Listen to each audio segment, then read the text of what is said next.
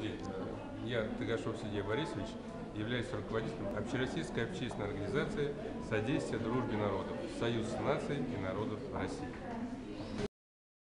Учебно-методическое пособие по комбинациональной борьбе ЗУМИД-ОШ.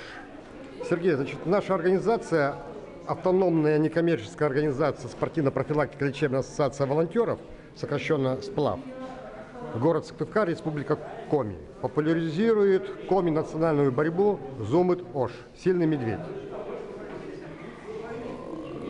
Вас данная борьба заинтересовала? Я вам хочу сказать, что меня как мужчину всегда интересовали единоборства, и в силу определенных своей занятости и работы мне приходилось заниматься тем или иным видом спорта. Вот, рукопашный бой и так далее. Поэтому мне это на самом деле очень интересно. Тем более я возглавляю в Москве Общероссийскую общественную организацию «Содействие дружбы народов. Союз наций, народов России». Нам приходится взаимодействовать со многими нациями, национальностями, народностями, проживающими на территории России. И у каждого народа есть свой вид той или иной национальной борьбы.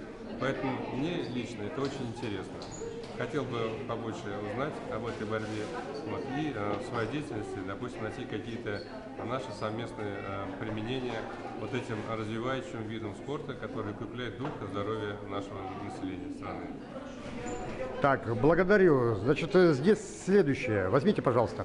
Да. Возможно создание виртуального проекта в сетях с использованием интернета по изучению различных этнических, самобытных видов борьбы, физических упражнений и просто-напросто времяпровождения. Вы знаете, это очень интересно. Сразу у меня вот родилась идея, тем более мы сейчас создаем общий информационный портал значит, по России в целом, где мы рассказываем о том, что Россия – это очень большая, богатая, великая страна с великим народом, у нее столько много славных традиций, культуры, а спорт, национальный спорт, это является проявлением части духа национального народа России. И поэтому мы могли бы на своем портале отдельно показать, что это такое, и могли популяризировать вот эти виды национального спорта. Я бы это хотел.